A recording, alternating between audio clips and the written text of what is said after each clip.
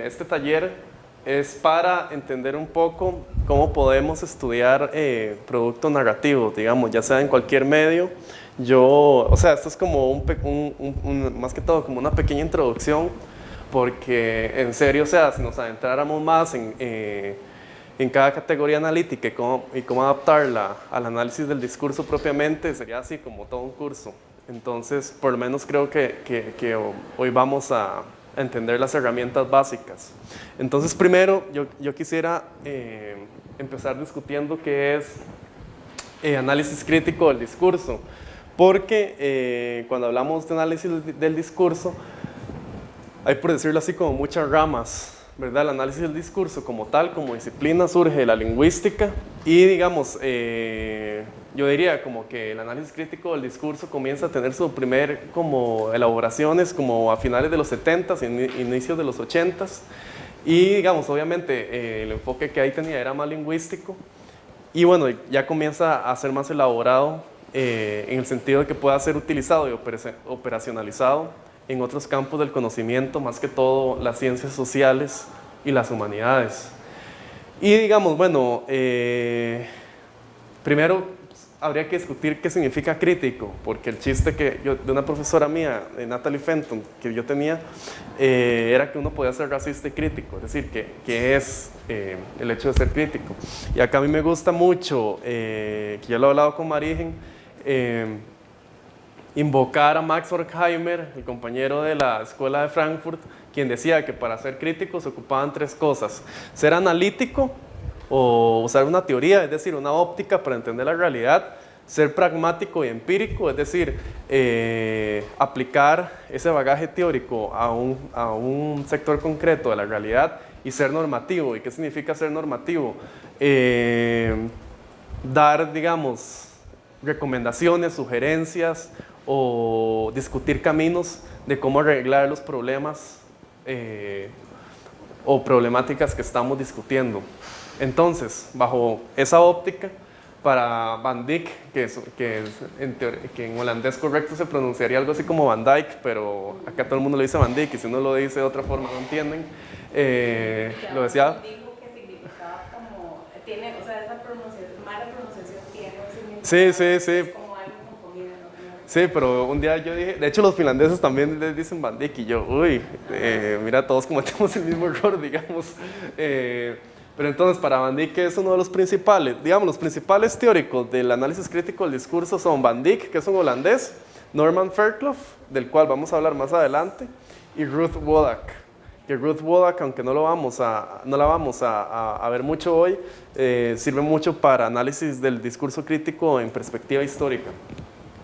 Entonces, para Van Dijk, esta perspectiva, que es una perspectiva teórica y metodológica, lo que hace es preocuparse por las implicaciones semióticas del poder en distintas esferas sociales, es decir, ver cómo a través de distintos productos comunicativos de nuestra cultura hay dinámicas de poder y cómo se produce y se reproduce. Y esto quiere decir que reproduce la desigualdad en términos de producción de significados, es decir, cómo hay un desequilibrio a nivel de poder, a nivel de relaciones sociales, en muchas de las representaciones sociales que tenemos en nuestra cultura. Y por esto es una óptica bastante ideal para determinar el modus operandi de una ideología política dentro de cualquier producto. Y digamos, si ya nos adentráramos más en ideología, sería como todo un curso, literalmente, pero el análisis crítico del discurso se enfoca mucho en realmente, no solamente entender la presencia de una ideología en un producto, porque es obvio, digamos, que va a haber una ideología de algún tipo, sino cómo funciona, digamos, y también, digamos, cómo se inscribe. Okay. Entonces, Norman Fairclough, de quien yo les hablaba anteriormente, ha desarrollado guías que para mí son claras y precisas para el análisis social de textos dentro de una perspectiva de análisis crítico del discurso. Y para mí esto es muy importante, porque a veces cuando analizamos textos, el peligro es caer en lo que sería meramente un comentario político. Y aquí yo les traje la imagen de este libro que se considera clásico, que realmente, digamos, como que ha sido muy criticado porque no es riguroso, digamos, a la hora de su análisis. O sea, este libro de Ariel Dorfman y Herman Matelar lo que hace es problematizar el cómic del Pato Donald como una entidad de imperialismo cultural. Pero, digamos, no hay discusión de industria, digamos, no hay discusión de cuáles categorías analíticas se están utilizando para llegar a los resultados. Digamos, si bien es un libro que fue importante para la lucha política de la izquierda de los 70s, carece de mucha rigurosidad metodológica.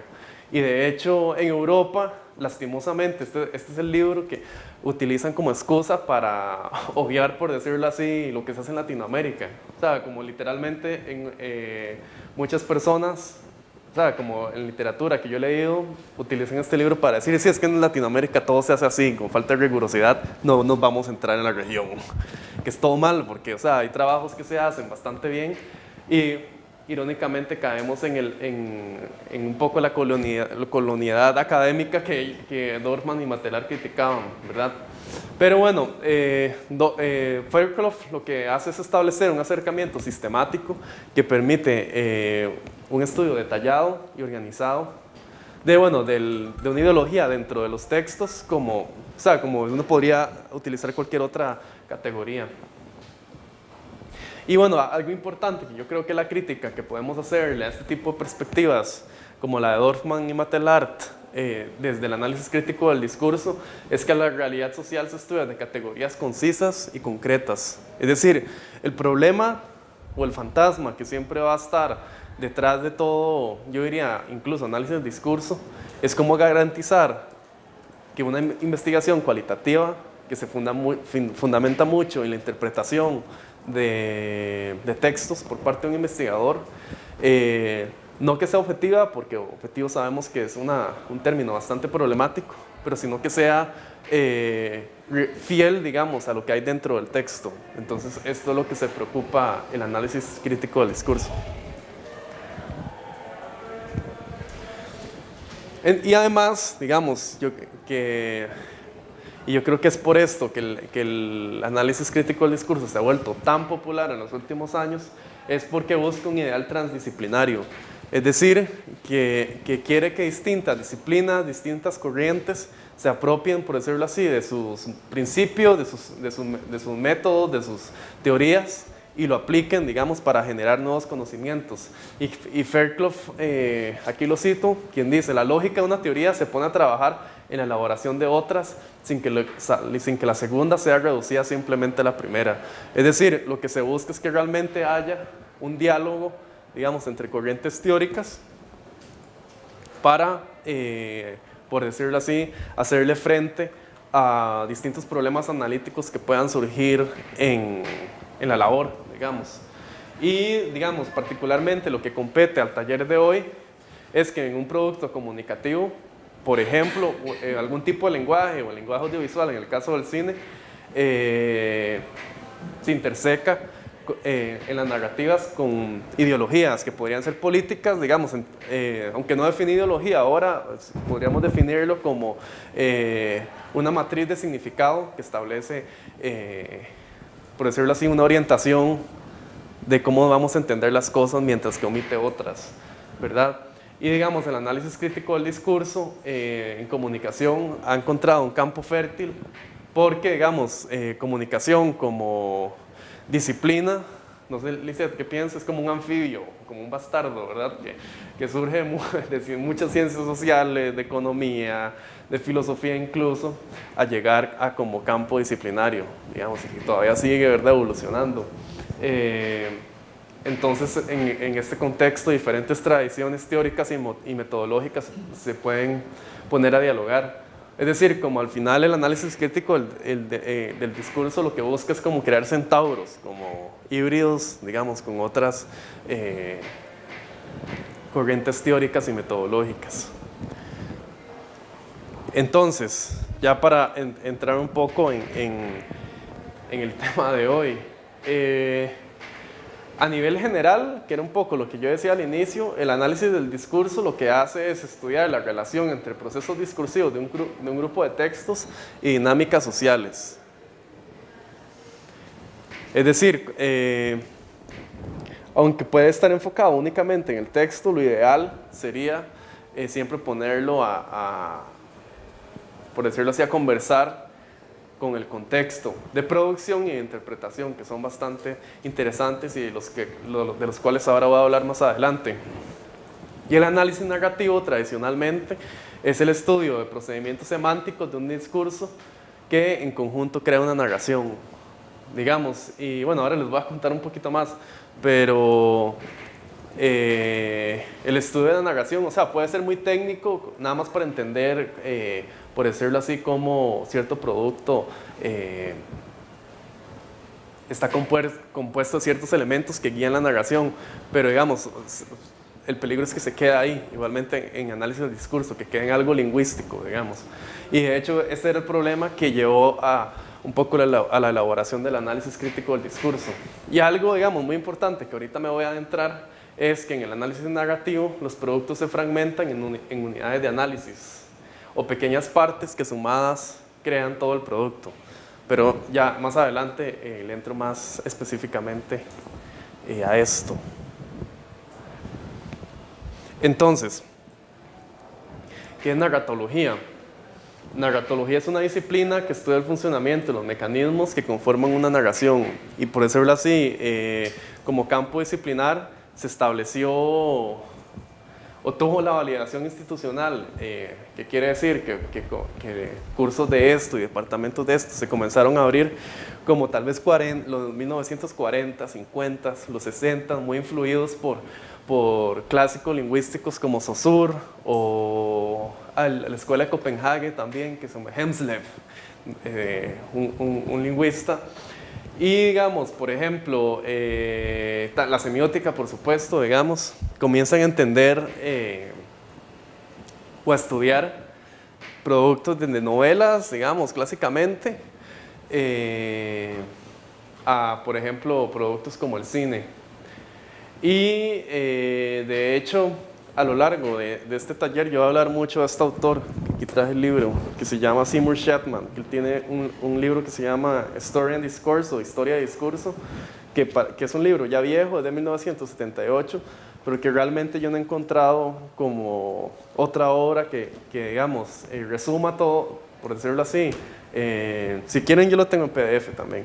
Que resuma, por decirlo así, todos los estudios narratológicos hasta el momento y los aplique tanto en literatura como en cine, digamos, más que todo. O sea, tal vez la obra ahora se queda un poco corta porque no analiza la televisión.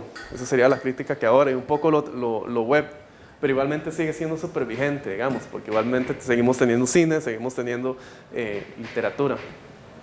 Y Seymour Shetman, él distingue entre dos elementos que son bastante importantes, que es historia, es decir, el contenido, el universo narrativo, digamos, todo el universo dentro de lo que contamos, digamos, en el que se desarrolla lo que contamos, también otras obras le dicen narrativa, y está compuesta por todos los eventos, las acciones, las situaciones y los existentes, que son los personajes y los escenarios, digamos, que suceden dentro de una narración. ¿Y qué narración? Que lo he estado hablando, o discurso, que también Shetman le dice, es la expresión, los medios por los cuales el contenido es comunicado. Es decir, es el producto final y palpable con un conjunto coordinado de significados que se transmite a una audiencia. Ajá. Entonces, para Shetman, discurso y narrativa es lo mismo. No, ya voy a ver si consigo el pilot. Acá. No, digamos, para Shetman, narrativa sería como, de hecho aquí traigo un ejemplo, como de Harry Potter, como todo el universo narrativo, ¿me entendés? Como todo lo que sucede, por ejemplo, en Hogwarts, por ejemplo, todos los personajes, todos los profesores, lo que están haciendo. Y la narración es, por decirlo así, el libro, la película, que lo que hace es coger ciertos elementos de acá y a través de ciertas estrategias los une y crea como una coherencia, digamos, una cadena de eventos coherente. Pero O sea, es importante tener en cuenta esto porque para Chapman, digamos, el discurso narrativo está acá, digamos, en la narración. O sea, y también, que no me voy a meter en eso, pero la narración como tal o el discurso narrativo, digamos, tenemos la parte, por decirlo así, una parte semántica, digamos, por decirlo así, que es el contenido, o sea, la forma en que el contenido está amarrado, y la parte material, que es, uy, lo escribí horrible, que sería hasta, digamos, lo propiamente físico, como en cuántas páginas cuento la historia o en cuánto tiempo dura la película. Entonces, considerando esto, Chapman también habla que, digamos, como dentro de la narración o el discurso narrativo hay estados, o que él llama statements, no lo puede traducir de otra forma, pero que es a través de estos que el discurso narrativo comunica la historia, ¿verdad? Y él habla de dos: el estado de proceso y el cual marca el desarrollo de una acción. Es decir, un personaje o un escenario, digamos, y un escenario me refiero, no sé, como una ciudad, por ejemplo, en estas películas de desastres, que básicamente la ciudad es un personaje más, ¿verdad? Actúa o es el recipiente de una acción. Es decir, en resumen, un evento sucede en una narración. A alguien hace algo o le pasa algo, ¿verdad? Y el estado de estasis determina un elemento que existe en la historia. O sea, estasis es un estado en el que no sucede nada. ¿Y por qué no sucede nada? Porque se expone y se utiliza para exponer y presentar algún aspecto del mundo ficcional a través de identidades y calificaciones. Y aquí yo les traje el ejemplo, por ejemplo, El Señor de los Anillos, cuando en la primera parte toda la comunidad del anillo va caminando y vemos que va caminando por las montañas, ¿verdad? Por los campos, que realmente, bueno, ellos están caminando, pero no está sucediendo mucho. Pero la función realmente es describir cómo es el mundo, digamos, narrativo, o los retos a los cuales ellos están adentrando.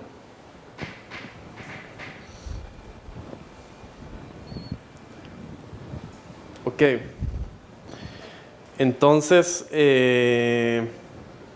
ahora hablemos un poquito del método que yo les hablaba antes de análisis crítico del discurso estipulado por Fairclough. Para Fairclough, digamos, como todo análisis del discurso crítico, el discurso tiene que tener tres fases. En la primera, nosotros vamos a estudiar los textos como tal y sus elementos, ¿verdad? Entonces, para él, estos elementos, él los llama géneros, discursos y estilos. Es decir, en esta fase nosotros lo que vamos a hacer es coger el libro o coger la película, cualquier que sea el producto narrativo que estamos utilizando, y lo que vamos a hacer es estudiar sus elementos, los elementos que los componen. Ahora voy a explicar más cómo define estas categorías. Luego, tenemos que estudiar los órdenes del discurso. ¿Y qué son los órdenes del discurso? Es entender los elementos que acabamos de identificar y determinar como un conjunto organizado. Es decir, es poner, por decirlo así, esta es una visión micro de los productos que estamos estudiando, y esto es lo macro, digamos, como entender su organización general, su organización desde arriba, digamos. Y finalmente, que él dice que hay que estudiar las estructuras sociales dentro de las cuales están insertos los textos que estamos estudiando. ¿Y qué significa esto? Que tenemos que analizar el contexto. Digamos, hay una profesora en la escuela, Larissa Tristán, que es tu directora de tesis, que ya dice que todo buen análisis del discurso empieza o debe contener análisis de contexto. ¿Y qué significa análisis de contexto? Bueno, uno podría tomar para mí, tres vías: del contexto de creación, de interpretación, o ambos, que si comemos ambos sería un proceso bastante largo. Pero ¿qué significa analizar el contexto de creación? Es entender cuáles eran las condiciones históricas, la coyuntura sociohistórica dentro de la cual ese texto surgió, y el contexto de interpretación es, digamos, no más que todo como para textos como la Biblia, por ejemplo, que han sido entendidos de formas diferentes a lo largo de los siglos, ¿verdad? Entonces, no sé, por ejemplo, yo podría decir como, ok, me interesaría conocer cómo la Biblia fue entendida en el siglo, no sé, XV. Que en este caso es bastante, sería más, o sea, llevaría una investigación documental bastante compleja. O también otra vía, que ya sería así como para una tesis, no lo hagan, una tesis doctoral, sería meterse un poco en cómo un grupo social interpreta ese texto en la actualidad. Entonces, por ejemplo, ¿cuál es el ejemplo clásico? Como que estamos haciendo análisis del discurso, noticias de migración, por ejemplo, y en esta fase hacemos grupos focales con migrantes para preguntarles a ellos cómo entienden estas noticias. Entonces, digamos, como este método, digamos, delinea muy bien los pasos a seguir, pero sigue siendo bastante amplio, es decir, dependiendo de lo que queramos estudiar en un producto comunicativo, cambia, digamos, vamos a operacionalizar las categorías de forma distinta. Y digamos, en el caso mío, en mi tesis de maestría, yo estaba estudiando cine, entonces por decirlo así, mi reto era, ok, ideología política en el cine, ¿cómo aplico esto, digamos, que me sirva para mis preguntas de investigación? Y bueno, yo recordé no sé si vos la conoces, en filología la han escuchado, la leyenda de cómo el alfabeto cirílico, que es el idioma ruso, se formó. Y es que había un misionero, San Cirilo, que estaba trabajando en esa región, y su principal obstáculo era llegar a una forma escrita del lenguaje, ¿verdad? Y fue encarcelado, obviamente, por su misión teológica. Y durante la cárcel él tenía como un jarro de agua y se le rompió. Entonces él lo que hizo fue pegarlo, hizo un pegamento, y ahí fue cuando él dijo, como yo para entender el idioma ruso tengo que descomponerlo, y el pegamento que voy a utilizar para pegarlo es el latín. Y eso le facilitó, o sea, lo que quería era tener un alfabeto y un lenguaje estructurado para predicar. Entonces yo me acordé de esa leyenda, no sé por qué, y dije como que aquí lo que necesito hacer es un poco esto con narratología. Entonces, bueno, utilicé este libro, hay un libro clásico de Gerard Ginet que se llama Discurso Narrativo, hay otro de narratología estadounidense que se llama La Retórica de la Ficción, de un autor que se llama Wayne Wood. Y entonces lo que yo dije es, bueno, pongamos a dialogar en ese ideal transdisciplinario conceptos conceptos narratológicos para que me sirvan para hacer un análisis crítico, digamos, de un producto comunicativo. Entonces lo primero que hay que conocer un poco el método de la narratología a nivel más práctico es lo que les decía antes, que se establecen unidades de análisis. Esto significa que un texto se fragmenta para que se estudien partes, en conjuntos y como totalidad también. Y en este caso, digamos, hay que distinguir entre escena y secuencia, y escena sería la unidad primordial de la narración según Gerard Ginet. ¿Y qué significa una escena? Implica el desarrollo de una acción en un tiempo y un espacio específico, lo que hace que haya una correspondencia a la duración entre historia y discurso o narración. Entonces, esto, digamos, es todo un tema, la relación temporal o sea, la relación temporal entre narrativa y narración, que de hecho en el libro de Janet es uno de los puntos fuertes, pero en términos sencillos lo que significa es que pasa algo en un espacio, digamos, en una escena. Y secuencia podemos entenderla como una unión sintagmática de escenas que exige un cambio con propósito dramático. Es decir, escena, entendámoslo como un cuadrito, ¿verdad? Y sucede algo en un espacio determinado, en un tiempo determinado, ¿verdad? O sea, puede ser, no sé, Nati caminando hacia acá, ¿verdad? Pero secuencia sería un grupo de escenas que cumplen con un objetivo dramático. Por ejemplo, yo salí de mi casa, me monté al carro, duré una presa 2 horas, me lancé, ¿verdad? O sea, que si yo cojo, que es muy distinto esta secuencia a que yo coja solo yo estando en el carro, puede significar muchas cosas. O sea, que en conjunto tiene un objetivo dramático. Y digamos, a nivel de procedimiento narratológico,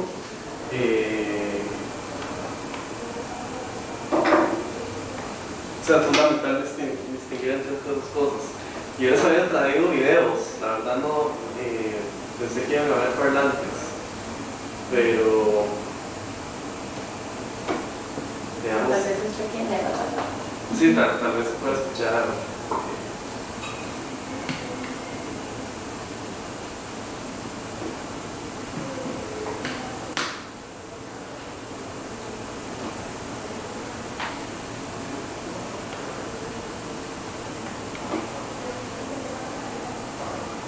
Sí, no se va a dar por supuesto.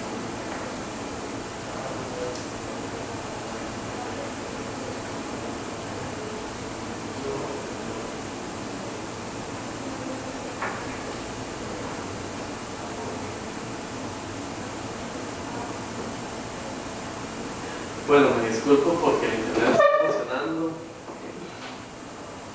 pero pensemos por ejemplo en la típica, en una película, o por ejemplo en Rocky, es un buen ejemplo, el montaje cuando él está entrenando, ¿verdad? Que él va mejorando, digamos, eso es una secuencia de montaje en la que Rocky va entrenando, lo entrena, ¿verdad? Va mejorando.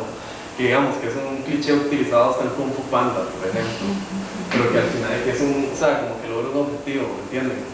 Y esto es importante, o sea, a nivel de método narratológico, lo decía antes, siempre hay que hacerlo, digamos, siempre hay que hacer esa fragmentación para comenzar a hacer el análisis. Y claro, de hecho ahora les traigo un ejemplo que vamos a discutir cómo se puede hacer. Entonces, comencemos un poco con el análisis propiamente de texto, la primera fase de Kerckhoff, y hablemos un poco de cómo él entiende las distintas categorías que utiliza. Para él primero hay que estudiar el género. ¿Y qué es el género? Son un medio de producción de la manifestación textual que posee un autor. Es decir, es todos los elementos, digamos, que utiliza un autor de forma estructurada o comprender el texto en su estructura general. Y recordemos que un género implica la utilización de muchas convenciones sociales, digamos, que se siguen porque, como el mismo Kerckhoff lo dice, es una actividad socialmente rectificada. Es decir, de hecho hay una autora que define el género, Carolyn Miller, define el género como acción social. Dice, porque ella argumenta que un género, ya sea, por ejemplo, el género de telenovela, donde vemos distintas relaciones de clase, ahí están inscritas muchas dinámicas sociales que validan ya una dinámica concreta, digamos, de la cultura. Y bueno, en resumen, digamos, a nivel narrativo, entender el género sería entender estas convenciones y ver cómo están organizados como estructura total dentro del texto. Entonces, ¿qué podemos utilizar? O sea, ¿cómo podemos darle una interpretación narratológica a esta definición de género? Primero, deberíamos estudiar la trama. ¿Y qué es la trama? Digamos, aquí en distintos estudios, ¿se acuerdan? Que les dije que es historia, discurso,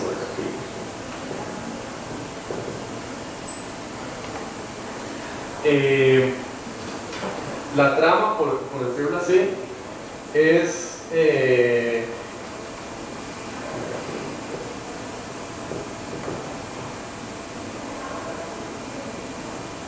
la trama incluso que se podría considerar como un sinónimo de discurso narrativo, porque es como lo define Chapman, que de hecho lo hace basado en la poética de Aristóteles, es la organización total de los eventos mostrados de la historia. Pero ¿por qué hago yo esta salvedad? Digamos, porque lo que les decía antes, un discurso, o sea, una narración, un discurso narrativo también está amparada ante muchos aspectos materiales. Entonces yo creo que a nivel analítico, por ejemplo, la trama sería el aspecto semántico. Les hablaba de una narración.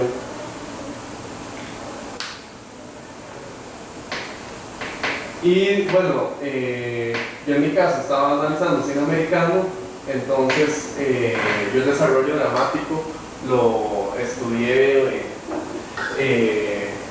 identificando los 3 actos clásicos, digamos, pero porque yo de entrada ya sabía, o sea, en el cine estadounidense y más en el comercial, es así como una regla que siempre van a ser los 3 actos narrativos clásicos, que es inicio, desarrollo y final. O sea, obviamente hubiera podido distinguirse si hubiera habido alguna diferencia, pero era algo como que yo sabía que de entrada iba a suceder y en efecto lo tenía.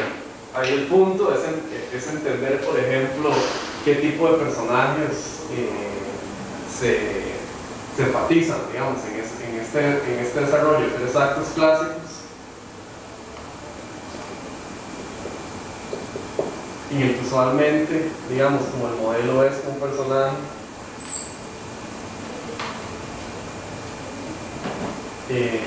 quiere algo y es el viaje para conseguirlo, ¿verdad? O sea, ahí el aspecto o la interpretación, el análisis crítico del discurso sería entender qué tipo de personaje es, ¿verdad? Y cómo obtiene o si obtiene lo que quiere, digamos, y cómo es el camino, digamos, qué elementos conforman esto. Y bueno, eso o sea, como todo esto que acabo de decirse, lo realizamos a lo largo de todo el proceso. El segundo punto, después de la trama, es el rol de los agentes narrativos, digamos. ¿Y qué significa el rol? Es la función que tiene un personaje dentro de la historia. Y de acuerdo a Greimas, que es un autor clásico de semiótica, él problematizaba este concepto de actante, porque él decía que en las historias, digamos, casi me llevo el micrófono, que por lo menos en un sentido tradicional siempre hay los mismos roles, digamos, como independientemente de cómo sea el personaje, estos roles, él le llamaba también actante, le llamaba a las personas, a los agentes que desarrollaban estos papeles que uno puede identificar. Entonces él hablaba de este modelo, que es un poco sencillo y hasta un poco intuitivo, y es que hay un sujeto o un personaje principal que quiere algo, ¿verdad? Hay un destinador, que puede ser desde un personaje hasta una fuerza emocional, que le da una herramienta para conseguir este objeto deseado. Hay un destinatario que es quien se beneficia de que esta persona obtenga este objeto. Que, o sea, puede ser hasta el mismo, o sea, como yo quiero un queque de chocolate, Lisette me dio un tenedor, me lo comí, quien me beneficié fui yo. Hay ayudantes y hay oponentes. ¿Verdad? Es muy sencillo. Está Jesucristo, ¿verdad? ¿Qué quiere Jesús? Para un colegio católico, ustedes no. No sé, quiere la salvación, ¿verdad? ¿Quién es el destinador? ¿Quién le da la misión, la fuerza para obtenerlo? Dios Padre. Que uno podría argumentar que Él y todos los dones que tiene, ¿verdad? El destinatario, la humanidad. El ayudante, los apóstoles. Y el oponente, Satanás. Ven que es, o sea, casi muy intuitivo, digamos. Y es muy fácil de identificar. Que digamos también, ahora en el ejercicio que traje, lo podemos hablar un poco. Esto lo podemos entender, o sea, lo que yo acabo de hacer es a nivel muy general, pero esto también se puede trabajar a nivel de guión. O sea, como uno lee un manual de guión y es una estrategia que se utiliza mucho en las escenas para crear tensión. ¿Y qué significa esto? Por ejemplo, que en un momento mi destinador pasa a ser mi oponente. ¿Me entiendes? Es algo que está cambiando. O por ejemplo, que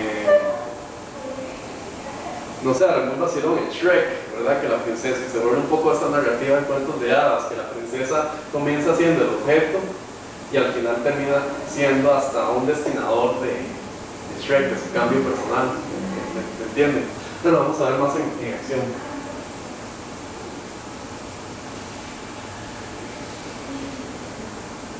Ok, entonces,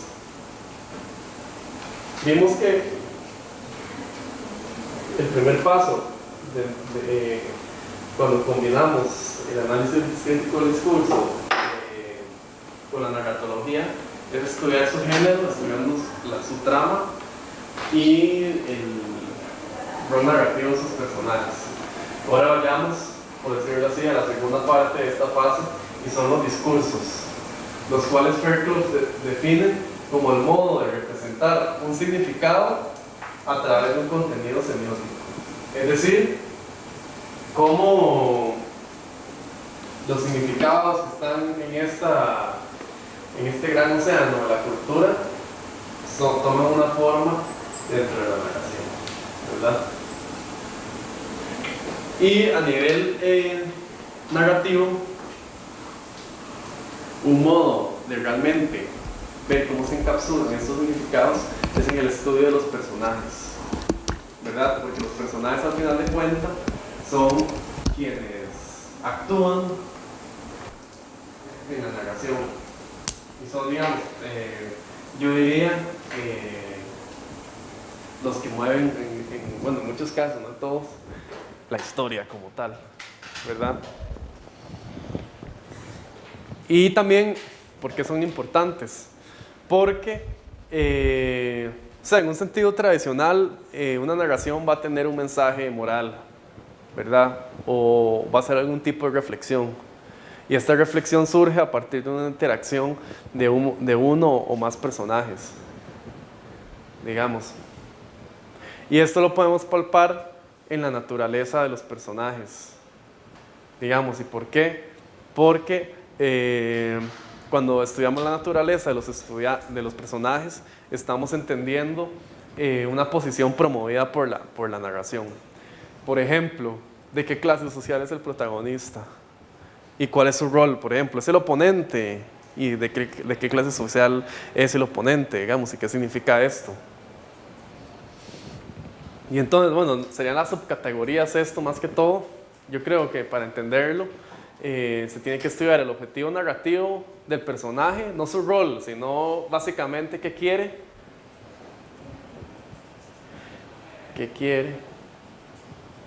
y por qué lo quiere. Yo sé que lo que estoy hablando es un poco abstracto, ahora les enseño un ejemplo. ¿Por qué lo quiere? Y su background, que no encontré una mejor palabra, pero sería como su trasfondo, ahora que lo pienso. Es decir, no sé, elementos de clase social,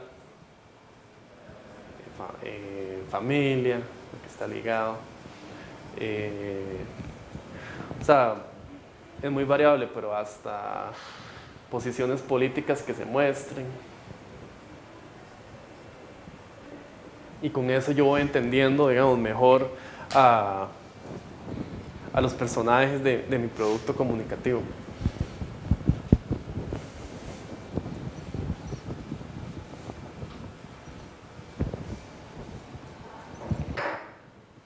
Ahora, en la tercera parte de esta fase,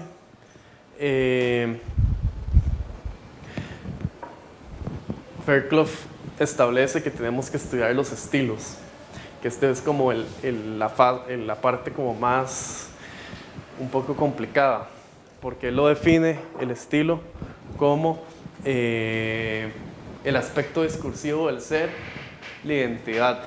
¿Y qué significa esto? O sea, o sea, cuando uno le dice la identidad de un texto, uno, ¿verdad? ¿Qué diablos? ¿Cómo la entiendo?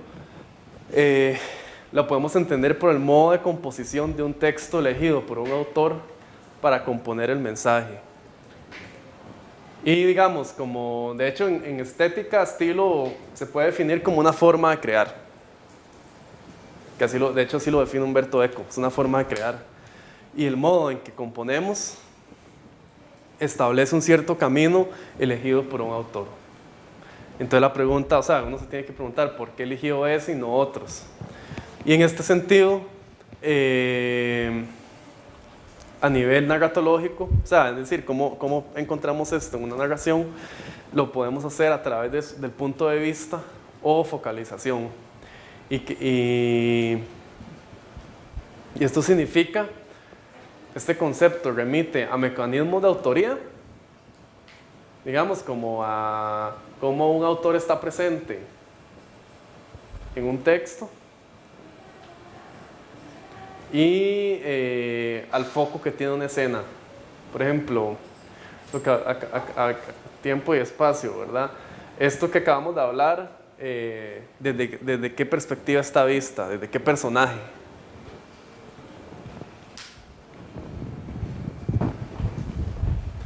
Digamos, y cuando digo autor, bueno, ya lo voy a discutir.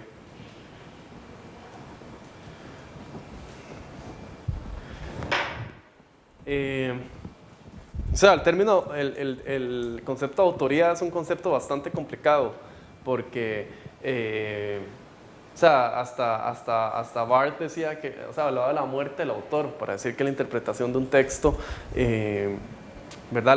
La lleva activamente la audiencia o el lector, pero por decirlo así, para hacerle frente a esta problemática, incluso antes de Barthes mucho tiempo, Wayne Booth, de quien les hablaba antes, él hablaba de autor implícito, que es el mecanismo de producción o el agente o el grupo de agentes que genera el producto como tal. Es decir, hay que distinguirlo como de del grupo, del personaje histórico, ¿verdad? Pero si no es como la persona que compone el texto. Digamos que aunque no marque su presencia, uno sabe que está ahí. Digamos que alguien hizo ese producto que uno está consumiendo. Y un autor deja su sello, digamos, en la operación de focalización. ¿Por qué? Porque es a través del personaje en cuyo punto de vista orienta la perspectiva narrativa.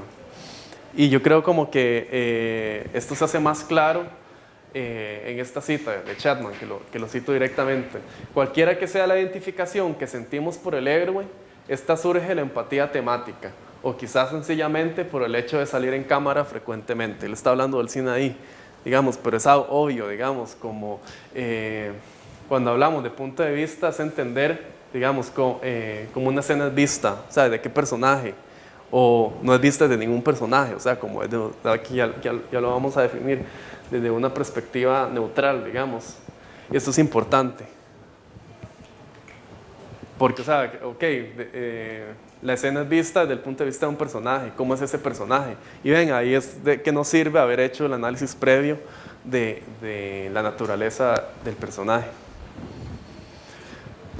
Entonces, Genet, en su gran libro, de hecho me gusta mucho, define los tipos de focalizaciones. Y el primero es la narrativa no focalizada o de focalización cero. Y esto es cuando el narrador sabe y dice más que cualquier personaje. Y un ejemplo, por ejemplo, de hecho, ¿qué pensás vos? Yo puse el Quijote, porque en teoría el autor sabe, ustedes se acuerdan que hay un punto en que dice que él no es el autor verdadero, sino que él recogió unos textos que el autor verdadero es Idamete Benengeli, pero él tampoco hace tan explícito que él sabe cómo va a terminar, pero sí se lo sabe, o sea, si él tiene los papeles, sí lo sabe, cómo va a terminar la historia. Y el segundo punto es la focalización interna, y es cuando el narrador exhibe solamente lo que un personaje conoce, y esta se divide en tres subtipos. El primero es la focalización fija, y es que todo pasa a través de únicamente un personaje. Y por ejemplo, Lolita, no sé si han leído el libro o han visto la película, que por lo menos en el libro toda la historia es contada por el protagonista, Humbert, digamos, como solo conocemos la historia desde un lado. O por ejemplo La Naranja Mecánica, que eso sí se ve en la película. O sea, entendemos toda la historia a través de Alex, el personaje principal. De hecho estaba pensando como que es curioso como que estas dos novelas fueron adaptadas por Kubrick. Uno podría decir que también él tenía esta manía por este tipo de focalización, esa tendencia, sí. Luego está la focalización variable, que es, yo diría, la más usual, y es que el carácter focal cambia a lo largo de la narración. Y aquí yo puse, por ejemplo, de Dark Knight, pero podría ser cualquier película. O sea, como que sí, algunas secuencias tienen el punto de vista de un personaje, por ejemplo, Batman, y en otras, las de Harvey Dent, ¿verdad? El District Attorney, el fiscal general. Y eso, o sea, como la operación usual por lo menos en el cine mainstream. Y la focalización múltiple, y es que el mismo evento puede ser evocado en perspectivas diferentes. Es decir, un mismo evento lo vemos desde la perspectiva de varios personajes. Por ejemplo, Rashomon, que es una película de Akira Kurosawa, que vemos el momento de un crimen desde distintas perspectivas. O Jersey Boys, que es un musical y una película que de hecho la dirigió Clint Eastwood, que es también que es la historia de una banda, la misma historia vista desde los distintos integrantes. Y finalmente tenemos focalización externa, y esto es un acercamiento objetivo que les hablaba antes, en el que el narrador conoce menos que los personajes. Ejemplo, yo no sé si han visto esta serie que se llama Jane the Virgin, que está en Netflix, yo se la recomiendo, que tiene un narrador, digamos que el narrador a veces se mete, pero realmente, o sea, él se sorprende de lo que sucede. Por ejemplo, ¿lo has visto? No. O sea, entonces es como, oh, esto parece de una telenovela, dice cosas así, digamos, pero, o sea, es más que todo como un testigo, que ahora que digo testigo, estas categorizaciones no están relacionadas con el tipo de rol que asume un narrador, si es testigo omnisciente sino que se relacionan en el punto de vista, digamos, que se le da a una parte de un texto. Otro ejemplo de focalización externa son las historias de Hemingway, no sé si las han leído, ¿verdad? Que usan un approach bastante neutral. Por ejemplo, hay una que si la quieren leer cuando lleguen a la casa, que se llama Los Asesinos, o The Killers en inglés, que es un evento, no les voy a decir cuál para que no hacer, ¿verdad? Cuidado con los spoilers, pero que realmente se cuenta, digamos, como desde este tipo de perspectiva.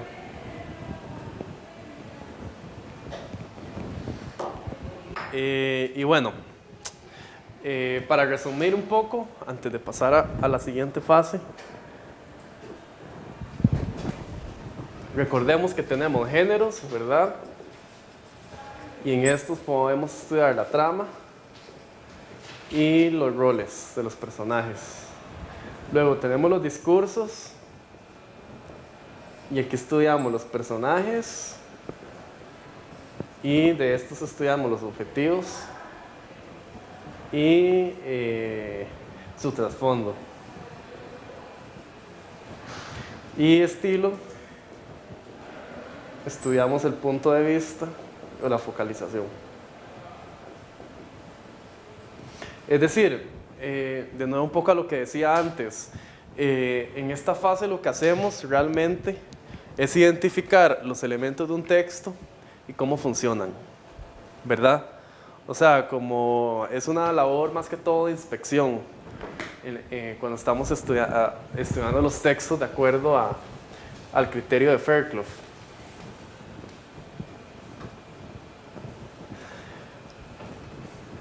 Y digamos, yo antes decía como, ven, aquí es cuando servía lo que identificamos de los personajes. Ese, por decirlo así, puesta en conjunto, sucede en la segunda fase. Y es cuando estudiamos los órdenes del discurso, ¿verdad? Y ¿qué es un orden del discurso? Es un mecanismo de filtro que, de acuerdo a Fairclough, define la relación entre lo que es semióticamente posible y los aspectos concretos del texto. ¿Y qué significa esto? Es entender por qué el texto está, o problematizar más bien, por qué el texto está ordenado de una forma y no de otra. Porque recordemos que a nivel filosófico, la deconstrucción como postura promulgada por Derrida decía esto, que es a través de las ausencias que tiene un texto que podemos entender sus significados. Y entonces un orden del discurso define una orientación semiótica. ¿Y qué quiere decir esto? Que la organización marca un motivo ideológico que se repliega en los distintos elementos del texto. Es decir, es realmente entender en conjunto cómo funcionan los géneros, digamos, cómo funcionan los discursos, cómo funcionan los estilos. Es una configuración discursiva. Y bueno, ¿cómo hacemos esto? Ahora la pregunta, ¿verdad?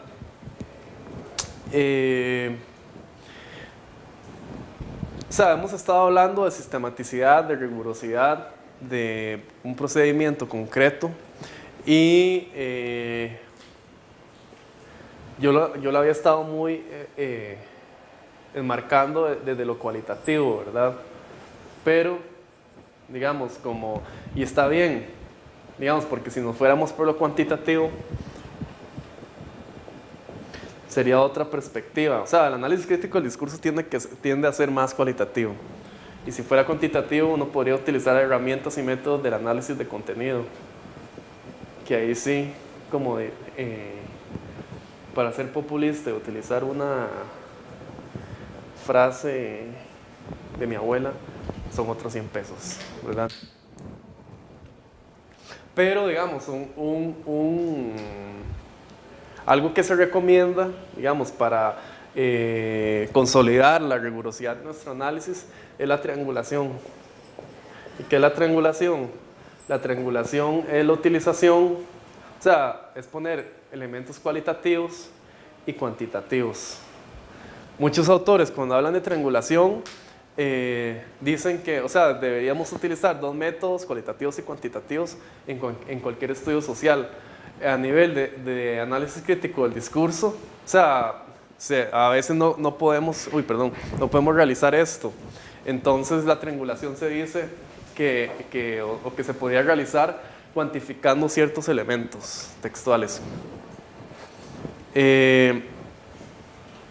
Entonces, digo esto porque cuando estamos estudiando los órdenes del discurso, lo que podemos primero hacer es establecer los temas que hay en un producto comunicativo.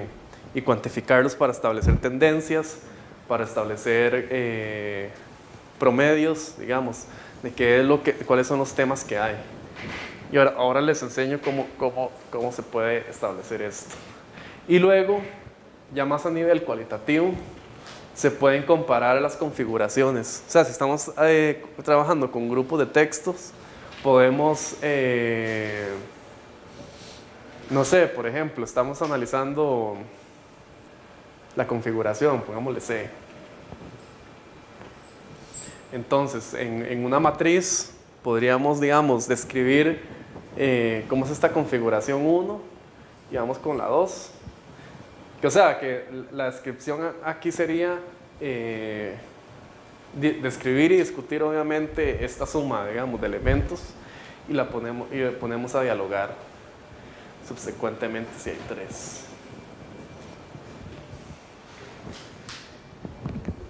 O los que haya. Bueno, acá respecto a todo lo que hemos hablado, les quería enseñar lo que podría ser una matriz de análisis, ¿verdad? Para ubicar todas estas categorías que hemos estado hablando y proceder a recolectar los datos. Esto está en inglés, no porque soy repugnante, sino porque escribí mi tesis en inglés, digamos, pero ahora les traigo una en español. Entonces, yo trabajé con cine, entonces lo que yo hice fue fragmentar la película en secuencias. Y ven, digamos, como hasta el final, por ejemplo, ¿Todavía crees a Batman después de ese trabajo? No, ya no. Sí, analicé las películas de Batman y ven, o sea, 69 secuencias, que esto, como pueden ver, es un proceso bastante... ¿Son varias o es...? Solo una. Sí, una, porque... Solo una, sí. Entonces, por ejemplo, uno escribe la escena, ¿verdad? Los personajes, el rol narrativo de los personajes, el objetivo de los personajes, el tipo de estado, el punto de vista, los temas, diálogos relevantes, aspectos políticos ideológicos, observaciones y la duración de la secuencia. Y digamos, como este es un proceso que es bastante tedioso, o sea, como yo hice 6 y duré 2 meses trabajando 3 horas todos los días, porque, o sea, es coger película por película, pausarla, describir, encontrar las categorías y luego pues empezar a encontrar tendencias, digamos, como... Estas fueron más fáciles porque son narrativamente más sencillas, digamos. Son más cortas, por ejemplo. Pero... Es que no las dirigió Christopher Nolan. Sí. Pero, de hecho, a nivel de focalización, las del Capitán América solo siguen o sea, solo se fijan casi que en un solo personaje, en el Capitán América, digamos. En cambio, las de Batman sí son más variadas, no tanto, o sea, como lo que hablamos antes de cuantificar. Yo cuantifiqué las focalizaciones para o sea, ya luego poder comparar. Ajá. ¿Vos escogiste las escenas, digamos, parte de una...? No, toda la película, toda. Sí, miren, por ejemplo, acá está el final. Y bueno, yo quería que realizáramos este ejercicio con 2 historias de un libro que se llama El Urbanoscopio, de Fernando Contreras, que son historias pequeñitas. Entonces aquí les traje, de hecho la primera es muy acorde a lo que estábamos hablando, por pura coincidencia. Entonces, tal vez podemos leerla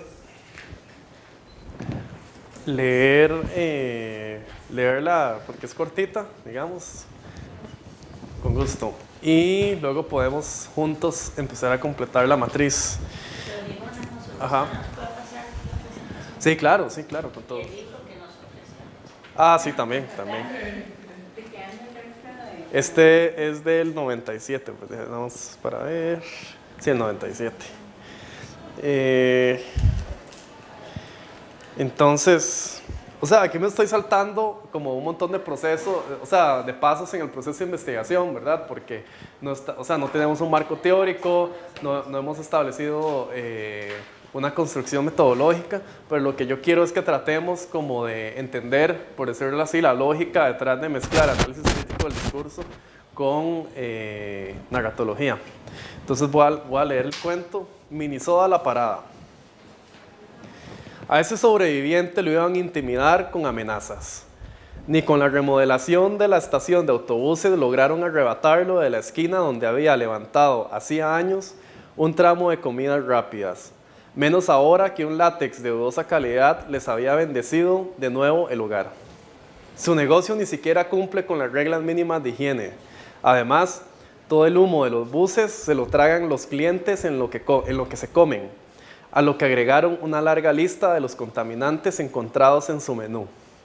Ustedes lo que quieren es obligarme a venderles la esquina para la McDonald's que van a abrir aquí. Fue su única respuesta antes de echarlos del local. Esa misma noche, al lado del menú, escrito en la pared y los dibujos alegóricos, escribí otra leyenda: alimentos ricos en plomo y otros minerales. Entonces, yo acá, es una historia corta, ¿verdad? Entonces yo lo que sugeriría en este caso es, a la hora de establecer las escenas, es algo muy sencillo, que es separarlas cuando hay punto, ¿verdad? Entonces, o puntos suspensivos. Entonces, si lo hacemos, podemos distinguir que hay 5 escenas, ¿verdad? No sé. Ok, este es de prueba, hay otro ejercicio, son 2. Y bueno, a nivel de personajes, ¿verdad? O sea, vamos en escena, digamos, está el dueño del tramo de la comida rápida, luego los inspectores, ¿verdad? Básicamente esos son los 2 personajes del relato. Y a nivel de rol narrativo, que era un poco lo que les decía, podemos ver cómo cambia, digamos, el esquema a lo largo de la historia. O sea, por ejemplo, cuando es el dueño, el sujeto, el objeto es mantener el tramo, ¿verdad? O sea, él quiere que siga abierto. ¿Y cuál sería el destinatario? Y en este caso, destinador. Porque, de hecho, algo que se me olvidó decir es que un mismo personaje puede cumplir 2 roles. Digamos, que así lo decía Greimas, que sea la familia de él, ¿verdad? Porque es esta fuerza motivadora que lo motiva pues, a seguir con su negocio, y también sería el destinatario, de que siga abierto, es decir, él va a ganar dinero y lo va a poder mantener. Y el oponente, en primera instancia, es la remodelación, o sea, porque se cuenta una historia de la remodelación de la parada de buses. Pero digamos, vemos cómo va cambiando las relaciones, porque luego, en el diálogo en que lo acusan, vemos que hay un cambio de punto de vista, y es que ahora los inspectores son el sujeto de la acción que quieren cerrar ese negocio, digamos. Entonces el objeto sería cumplir con normas de salud, el destinador sería la salud pública, digamos, o el hecho de cumplirla, y el destinatario de esto serían los clientes del negocio, porque hasta ellos mismos dicen que los clientes están comiendo muy mal gracias a las laxas normas de higiene, ¿verdad? Y el dueño sería el oponente. Pero, digamos, vuelve a haber un cambio de roles actanciales y pasa otra vez el dueño a ser el sujeto, y con la misma dinámica, digamos. Y ahora, digamos, son los inspectores los oponentes. Entonces, digamos, aquí vamos anotando el objetivo de los personajes de acuerdo a la secuencia. Aquí el tipo de estado, ambos son procesos, porque siempre hay una acción que se está realizando, ¿verdad? Aquí en punto de vista, al primero, que solo, que es a ese sobreviviente, lo iban a intimidar con amenazas. Yo puse que era un punto de vista externo, porque realmente es el autor dando una información que solamente él sabe, ni siquiera nosotros conocemos, ¿verdad? Y ya luego cambia un poco porque es interna, en el dueño, luego los inspectores y luego el dueño, que a nivel general podríamos decir que es variable, ¿verdad? Lo que yo les decía que es la más frecuente. Luego en temas, o sea, generalmente en temas a mí me gusta como que sean, por decirlo así, concretos. Y luego digamos, cuando en el análisis posterior voy elaborándolo más. Entonces, por ejemplo, violencia, que hay uno, o sea, violencia porque es como el único indicio que hay. Luego yo puse una actividad económica de supervivencia, regulaciones estatales. Hay un aspecto de globalización económica, ¿verdad? Cuando él menciona a McDonald's. Y de nuevo una actividad económica de supervivencia. O sea, que ahí la tendencia que podríamos decir es que o sea, como que los temas en general son economía y también dominación, ¿no? Porque él siente como que lo que le están haciendo es para beneficiar a alguien más poderoso. Que esto acá lo anoto, bueno, en el diálogo anoto los diálogos, en las observaciones o en los aspectos político-ideológicos, digamos, que eso es como para la parte más cualitativa del estudio siempre. Porque, por ejemplo, anoto que se describe una realidad moderna que va más rápido de lo que el protagonista puede llevar a entender, una situación en la que un local no cumple con reglas básicas de higiene debido a una cercanía con una parada de buses, luego que hay una situación de globalización en la que negocios pequeños deben ceder ante el poderío de transnacionales y al final yo puse que el dueño le da una interpretación negativa dialécticamente a un discurso político hegemónico, es decir, le da la vuelta, ¿verdad?, de que alimentos ricos en minerales. Y en observaciones, o sea, puedo poner ya cuestiones más de connotación, por ejemplo, que la escena connota una situación de mala planificación urbana, la escena sugiere una alianza implícita entre gobierno y empresas extranjeras, y al final una acción de ingenio popular como forma de hacerle frente a un poder institucional. O sea, que son a nivel de observaciones, aunque digamos, pueden ser de cualquier tipo, me ayudan como para tener algún tipo de insight, digamos, que luego lo puedo unir con alguna categoría teórica más que todo. Y aquí anoto el número de página. Pero ven, o sea, tal vez en este caso es un poco sencillo porque la historia es corta, digamos, pero dependiendo de lo que estemos analizando, la cosa se puede complicar y puede ser bastante ardua. De hecho, yo en el análisis del discurso analicé uno de los videos de Calle 13 de Latinoamérica y estamos ahorita a la hora. Entonces fue demasiadas veces que la escuché, demasiadas veces que vi el video, demasiadas veces que, o sea, era demasiado. De hecho, creo que cometí el error de analizar la letra y además el video, porque son dos cosas completamente distintas. Sí. No, y de hecho, por ejemplo, en el caso de videoclip o por ejemplo el anuncio publicitario en el que hay muchos cortes, es muy complejo, digamos, porque yo tenía una amiga que en la maestría de lingüística yo estaba haciendo un trabajo que era analizar el anuncio de Esencial Costa Rica desde la perspectiva multimodal, que es otra perspectiva. No, Lisette cada análisis del discurso. Yo no la conozco muy bien, pero Larisa es la que... Sí, no digo yo, como es como otro taller, digamos, pero ella, o sea, la matriz que ella hizo es enorme porque hay cortes de microsegundos que hay que contarse, digamos.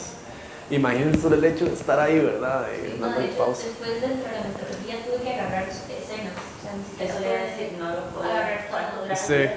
como 2 minutos, serán así. Pero es que si analizas un video no puedes dejar.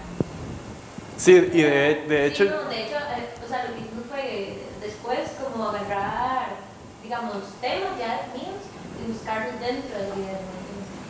Sí. Fue como una metodología distinta porque cuando lo planteamos y después que lo empezamos a desarrollar, nos dimos cuenta que era muchísimo trabajo. Sí, es que lo de, digamos, estas técnicas de análisis de datos lo que hacen es ampliar el dato. Entonces, digamos, igual, análisis de conversación, uno puede sacar de un extracto muy pequeño. Bueno, yo hice mi tesis en una mezcla, digamos, de análisis del discurso y de la conversación. Y sí, yo lo que tomé fueron extractos de algunas reuniones y los combiné también con una visión, digamos, era para cambio organizacional, digamos, longitudinal, que pude extraer a partir de otros datos y sí, esa parte del análisis de las conversaciones es larguísimo y son extractos muy cortos de, no sé, 8 algunos minutos, ¿verdad? Sí, no, y de hecho en la tesis doctoral de Adrián Vergara, que es un profe de letras que también análisis del discurso, vos lo conoces, él analiza 5 reportajes de telenoticias y los disecciona de tal forma que le dio para hacer una tesis doctoral, digamos, porque es todos sus elementos, digamos. O sea, la matriz de análisis también es enorme. Sí. De hecho, ahora que vos estabas hablando, de hecho, por aquí lo apunté sobre los discursos y cómo afectan, digamos, las perspectivas. Voy a buscar exactamente qué fue, y ahora que me acordó de algo. La relación entre los procesos discursivos de un texto y las dinámicas sociales. Ajá. Porque normalmente el análisis del discurso se analiza mucho desde la academia, o sea, como se ve mucho acá. Pero justamente ayer tuve la visita de la, creo que la gerente de la empresa esta de Interamericana. Ajá. Y ella nos contaba, digamos, de que ella tiene un cliente que exporta banana. Y cuando ella empezó a hacer el análisis del discurso sobre el tema por el tema problemático de la contaminación y todos los problemas, ¿verdad?, que están inmersos en la exportación de banana, que no solamente se queda en Costa Rica, sino que ella puso a hacer una estrategia de relaciones públicas, digamos, de relacionamiento político a nivel internacional con diferentes países de Europa donde se exporta el banano. Y cuando ella empezó como a analizar acá, digamos, un poco la percepción, ella nos contaba de que, digamos, de que posiblemente ninguno de nosotros, de hecho hizo el ejercicio en la clase, habíamos visitado nunca una planta bananera. Y la referencia más cercana que nosotros teníamos era Mamita United. Sí. Entonces era como súper... Yo iba a decir eso, yo la he visitado, pero de la pluma de Calupa. Pero exacto, Ajá. entonces es como muy contradictorio porque en cierta parte, digamos, y todavía ese es mi referente, o sea, y ella dice que tiene 25 años de estar trabajando con este cliente y que sí han habido muchas diferencias a nivel, digamos, de percepción en los últimos 15 años. Sin embargo, eso me hacía pensar, digamos, en la práctica y específicamente en las relaciones públicas, digamos, cómo hacemos análisis del discurso al final de cuentas, digamos, porque Sí. llegamos y analizamos las percepciones para poder canalizarlas o ver, digamos, el asunto. Y sí, o sea, de hecho, solo 3 personas de nuestra aula levantaron la mano que alguna vez habían ido y todos, la referencia que teníamos eran como las mismas reproducciones sociales que venían en la manual. Y todos nos la habíamos leído en el cole, entonces era como, ¿verdad?, un asunto como desde educación pública, donde nosotros sí, tenemos ya un discurso determinado y lo reproducimos. De hecho, yo en humanidades, ayer ella también tocó ese tema de ¿cuál se me olvida el nombre? Un compuesto químico muy tóxico que dejaba a los hombres estériles. Ajá. Que se me acaba de olvidar el nombre. Bueno, la cosa es que, de hecho, yo todavía en humanidades, o sea, hace 5 años, era como, o sea, que nosotros hicimos un trabajo sobre eso y ese producto químico no se usa desde 1970. Sí, aunque bueno, para utilizar un poco el análisis crítico del discurso, uno podría decir que también ella solo vio la perspectiva de la empresa, digamos. Sí, sí, por supuesto. Pero sí, a ver, como lo que comentabas ahora, todo depende mucho también de la óptica y la perspectiva en la que se esté contando la historia. Sí. Pero sí, es completamente como visible ese tipo de cosas. Aunque bueno, y lo que vos decís es importante porque ligado con lo que decía Lisette del análisis de conversación, o sea, cuando uno está analizando este tipo de textos, o sea, uno tiene que, ¿cómo decirlo?, entender que aunque alguien diga yo soy de Marte, o sea, el hecho objetivo es que esa persona cree que él es de Marte, digamos, no que él es de Marte. Hay que hacer esa distinción. Ajá. O sea, Sí, y es que ahí depende, por eso te preguntaba al inicio cuál es la concepción de discurso, porque también dentro del análisis del discurso hay gente que mete lo material dentro del discurso, hay gente que ve solo sí, de hecho, bueno, es una buena pregunta porque digamos como que hay muchas definiciones de discurso, pero hay una, digamos, que distingue 3, que es como producto semiótico, que voilà, esta es la que estamos utilizando ahora.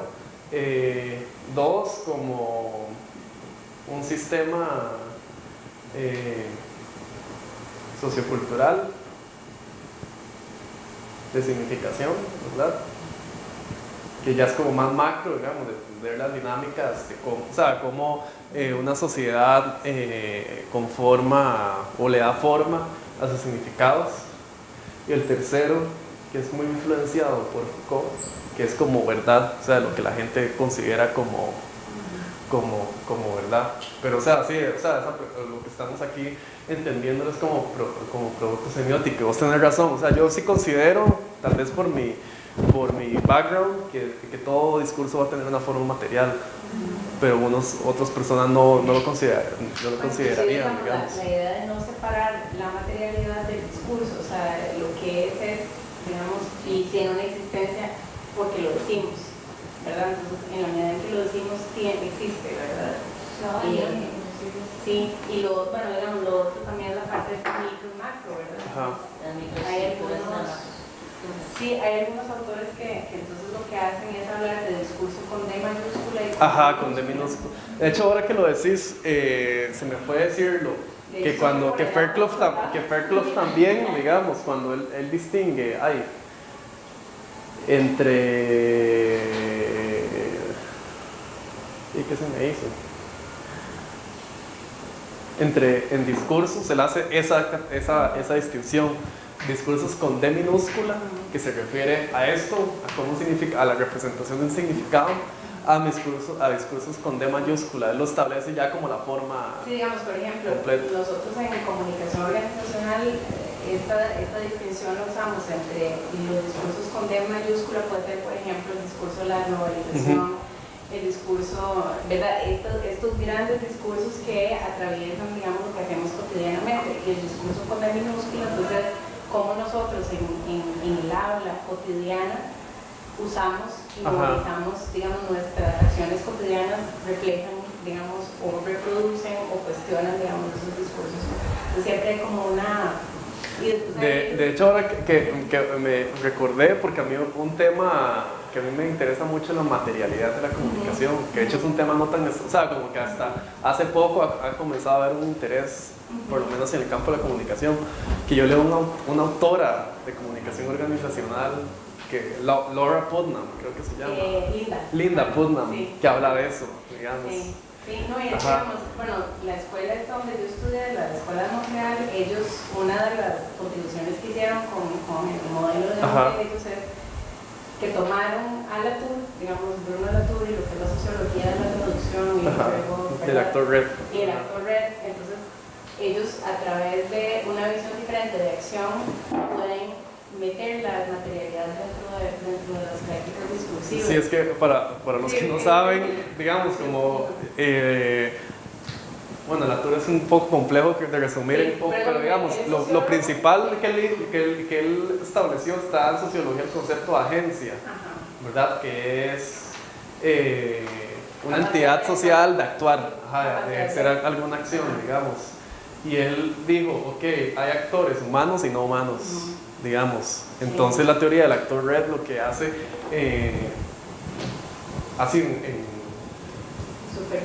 súper sencillamente, es establecer, por decirlo así, las redes entre distintos actores que generan una dinámica social. Sí, entonces, digamos, un análisis como el que nos estaba mostrando Rodrigo, si lo aplicamos, digamos, por ejemplo, ya una organización como lo que estaba, entonces uno puede ver que ciertas cosas suceden y las personas, digamos, cuando uno habla, uno está construyendo una narrativa. Sí. En la vida real, en una reunión y todo. Y en esas narrativas es uno el que asigna capacidad de actuar la agencia a diferentes actores, y esos actores pueden ser humanos o no humanos. Entonces, no, el código dice, entonces yo ahí hago como ventriloquía del código, hablo por el código y presento mi punto, y ese punto presenta la situación o monta la situación de una cierta forma. Otro actor puede decir, no estoy de acuerdo, el código, usted está interpretando mal el código, vea que es en sí, ¿verdad? Entonces, vean cómo ahí es una red entre agentes y textos para generar puntos de vista, digamos, particulares. Entonces, eso se hace mucho con reuniones, digamos. Aquí Rodrigo hizo narratología con productos comunicativos. Yo hice un análisis, pero con narrativas de la cotidianidad en organizaciones, en una reunión. Digamos, de hecho, las reuniones son muy interesantes desde el punto de vista para análisis del discurso o narrativo, porque uno justamente cuando habla, uno está asignando roles, haciendo secuencias de eventos y todo eso, ¿verdad? Entonces es como, es apasionante, ¿verdad? Sí, sí, sí. Dentro de la propuesta de este autor, Van Dyck, Ajá. ¿Cuál autor? Fairclough. Bueno, de hecho es una muy buena pregunta, porque, ajá, es que lo que sucede es que en teoría, yo diría como que el cambio de diferencia es en su objeto de estudio, porque por ejemplo Van Dyck ha estudiado racismo, ha estudiado la prensa, Fairclough también ha estudiado la prensa, pero es que Fairclough es británico, entonces mete mucho, o sea, es como, él es más marxista, neomarxista, digamos, influenciado por el neomarxismo en el sentido de que habla de hegemonía, por ejemplo, y de ideología. Van Dyck también habla, de hecho Van Dyck tiene un libro que se llama Ideología, una introducción. Ajá. Y Ruth Wodak, que es como más histórico, pero ellos tres, o sea, como son compas, por decirlo así, porque, o sea, como tienen... Sí.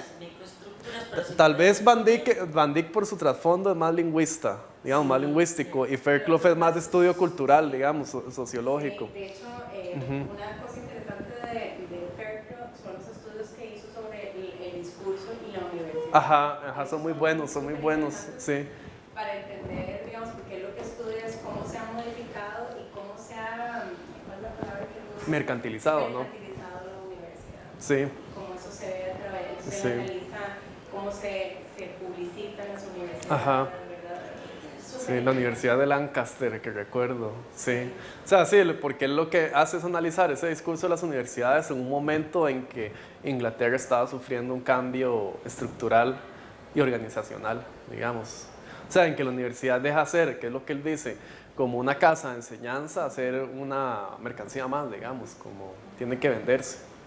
Y ahí lo bonito es eso, como hacerlo, que el análisis está también, no es, o sea, esos textos se ubican en un tiempo particular, ¿verdad? Y ahí utiliza, digamos, todas estas categorías que estábamos viendo para hacer el equilibrio.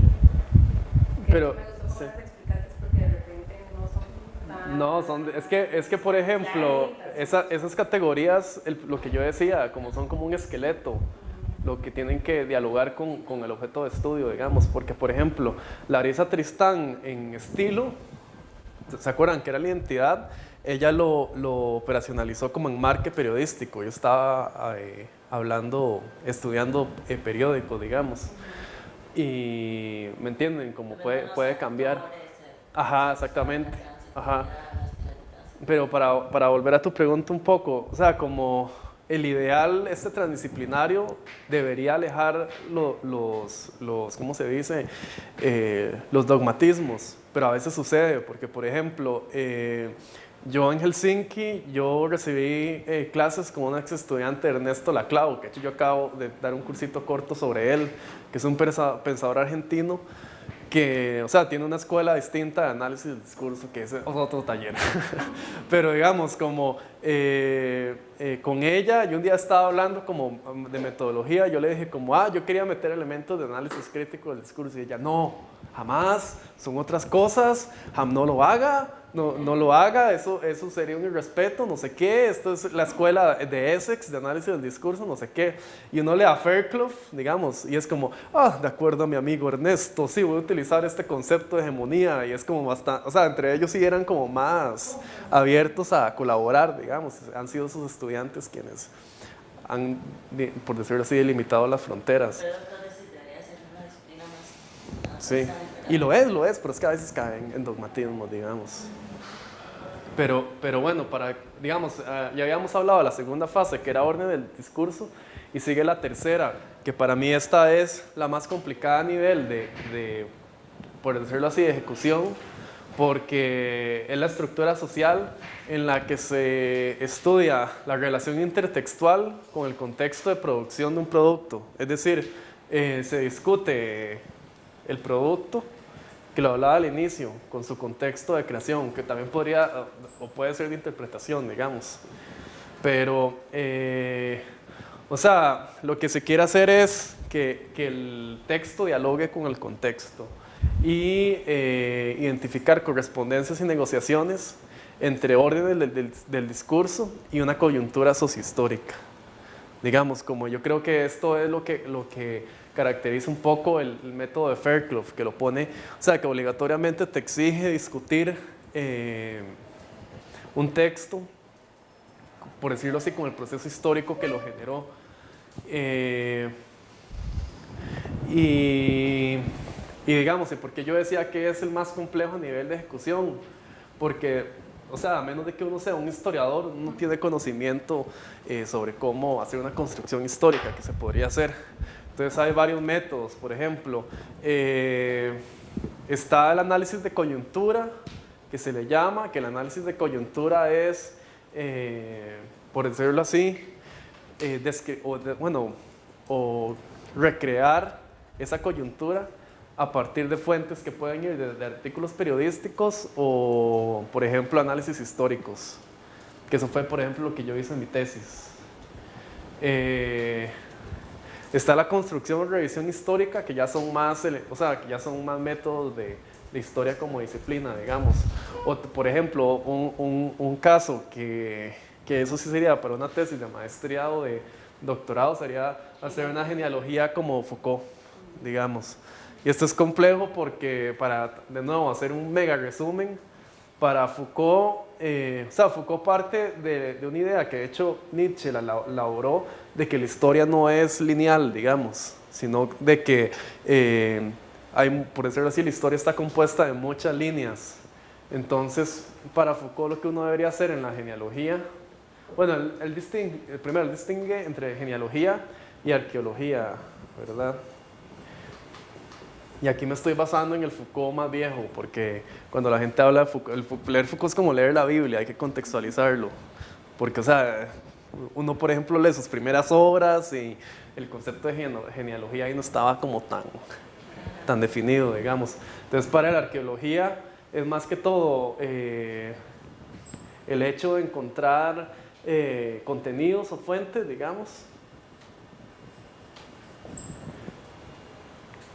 o elementos que, digamos, son discursos respecto a un tema, y la genealogía es trazar, por decirlo así, su línea de desarrollo. Entonces, o sea, lo complicado de esto, para cerrar, porque no, este es otro, ni siquiera es un taller, esto es como una maestría dedicada a Foucault, es que, o sea, para Foucault habrían, por ejemplo, muchas formas que se intersecan, ¿verdad?, de cualquier fenómeno. Entonces, con la genealogía lo que haríamos es como trazar simplemente una de muchas. Pero de hecho, cuando estaba haciendo la diapositiva se me ocurrió esto, y sería como un proceso bastante interesante, ¿verdad? Como hacer una genealogía bajo esta perspectiva. Pero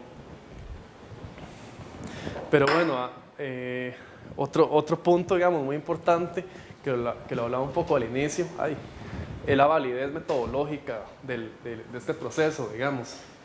Y para esto, Wodak y Meyer dan los siguientes principios que yo creo que siempre hay que tener en cuenta a la hora de hacer el análisis del discurso. Y el primero es la representatividad. ¿Y qué significa esto? Es que el corpus de análisis o el conjunto de textos tiene que seguir un principio analítico que garantiza, por decirlo así, que se representa a nivel de cantidad y también a nivel cualitativo un fenómeno social que queremos estudiar. O sea, por ejemplo, que les ponía el caso de mi tesis. Si yo hubiera escogido, por ejemplo, nada más una película, uno sería como, uy, ok, pero una película tal vez no es suficiente para entender un fenómeno que está ligado a causas históricas, digamos, y sería muy difícil, digamos, como de, por decirlo así, o sea, y en la forma más llana posible, algo interesante.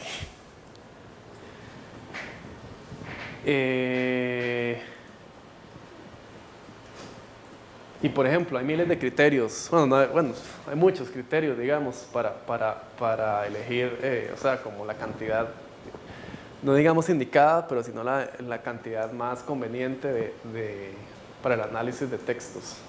Luego el segundo es la confiabilidad, que de acuerdo a Partridge hay dos tipos. La primera es la interna, que se refiere a la regularidad en la recolección, análisis y interpretación de datos. O básicamente seguir la metodología que establecimos a como la establecimos, digamos, ser fieles a lo que prometimos metodológicamente.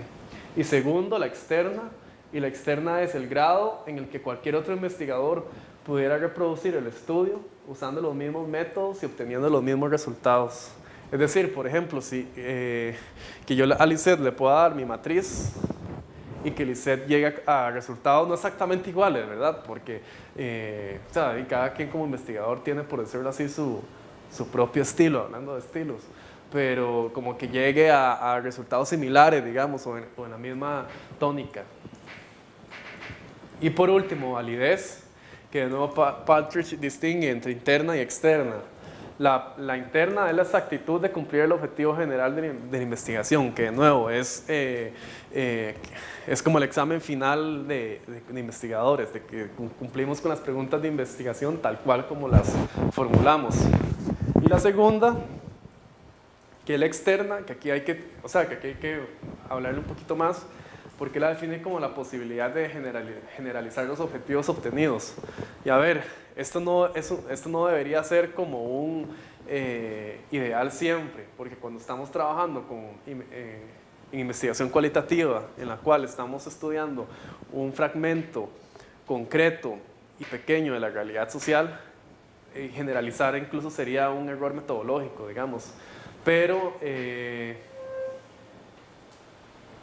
yo siento, digamos, como que lo que sí hay que garantizar es un poco ligado a lo que decía antes, como que pueda ser replicable el estudio, digamos, y está bien, digamos, si no se puede generalizar a un nivel grande, todo bien, pero como que nunca falte rigor.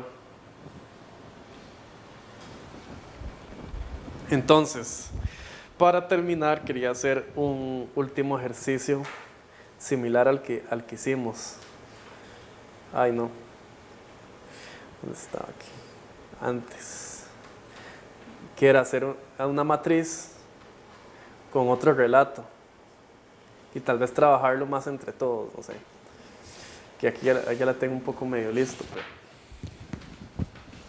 Pero entonces, el segundo relato se llama Un indio. Y dice así: ¿y por qué se lo permiten?, preguntó el director entrante al director saliente. ¿No se supone que este es el Museo Nacional? El director saliente había ejercido el cargo durante varios periodos. Después de una pausa le explicó que ese hombre llevaba muchos años, 14 o 15, cumpliendo puntualmente con el ritual, porque aún a su edad bajaba de la cordillera por esa época, con sus aguas viscosas en frasquitos de mayonesa, esas cañas aromáticas y esas flores. Entraba al museo sin pagar ni pedir permiso y se postraba frente a la urna con la tumba completa que se exhibía en la sala 6. Que se trataba de un chamán y que no era enredos eso que cantaba, sino cánticos ceremoniales heredados de sus mayores, esos que ahora yacían insepultos a la vista de todo el mundo. El director entrante se encogió de hombros, miró la fecha en su reloj, la anotó, mandó a sacar algunas fotografías y, una vez asumido el cargo, añadió la ceremonia al programa de la institución. De hecho, ese libro es muy bueno.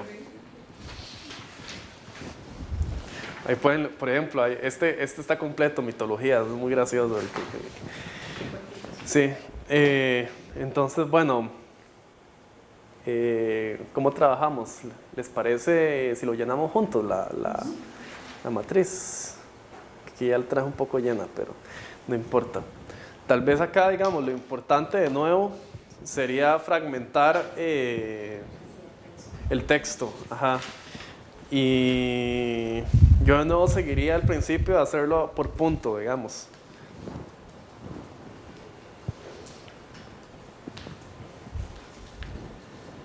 Ahí de hecho en el segundo párrafo hay un punto y coma que de hecho en lo que yo traje no lo dividí, pero que se podría dividir de hecho, ¿no? O sea, sería de acuerdo al criterio que establezcamos en este caso para dividir escenas y secuencias. Que esto es muy importante, se me olvidó decirlo. Acá podríamos considerar que estos fragmentos son escenas, digamos, pero porque es un texto corto y nos lo permite. Pero, por ejemplo, si nos pusiéramos a dividir escenas, por ejemplo, en Batman o en una película, o sea, si uno lo quisiera hacer, sería un trabajo súper pesado. O sea, como darían, no sé, 500 escenas, digamos. Tal vez incluso más. Entonces, o sea, dependiendo del texto, no puede dividir en escenas o secuencias. Entonces,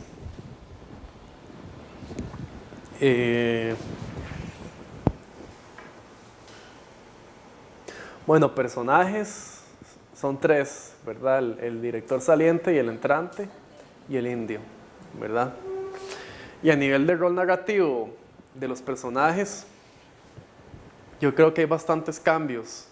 Porque, por ejemplo, al inicio el director entrante es el sujeto, ¿verdad? Él desea obtener información. ¿Qué podría ser el destinador? La fuerza que lo mueve. Como yo aquí le puse un sentido de administración, ¿verdad? Como el hecho de querer hacer bien su gestión. ¿Quién se beneficiaría? El museo, el destinatario, ¿verdad? Sería el museo. Y el oponente sería un personaje desconocido que está haciendo algo que todavía no sabemos, ¿verdad? Bueno, el objetivo del personaje sería que el director entrante desea conocer sobre un acontecimiento que está presenciando, ¿verdad? El tipo de estado-proceso, porque hay una acción en desarrollo. El punto de vista interno, el director entrante. El tema, yo puse patrimonio cultural.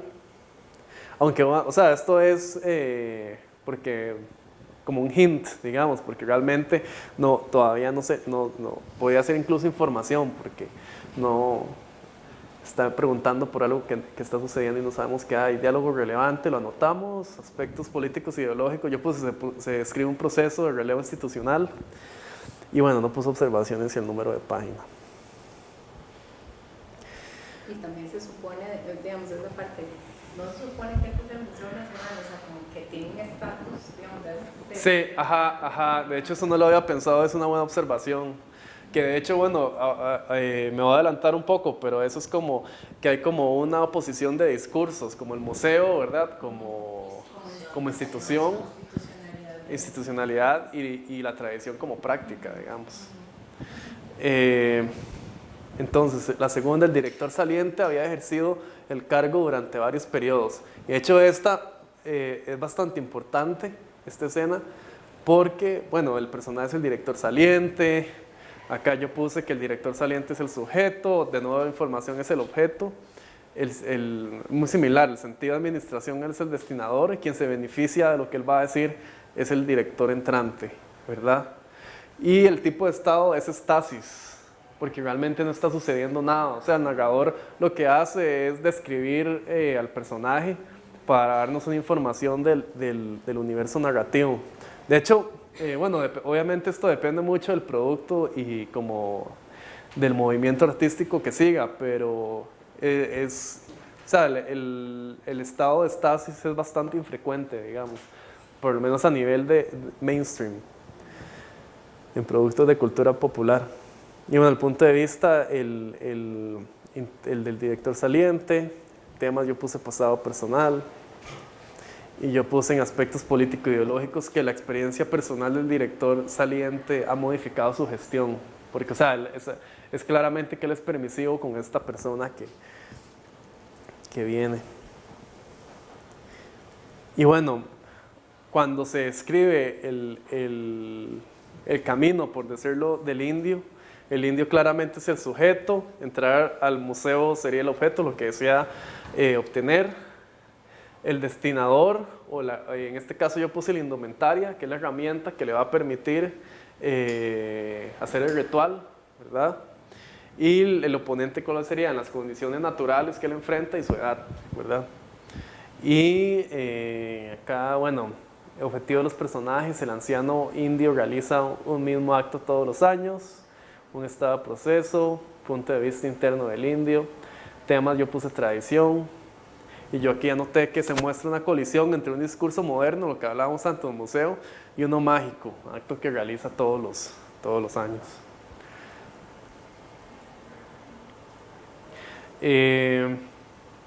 Bueno, y cuando habla lo del ritual, el rol narrativo de los personajes es bastante similar. Digamos, nada más que acá el indio es el sujeto, ¿verdad? Realizar el ritual es el objeto. Los antepasados, ahí sí ya serían los destinadores, los que le dan esa carga o esa misión de hacer la acción. La tradición como tal es el destinatario, es decir, él quiere validar, digamos, activar la tradición.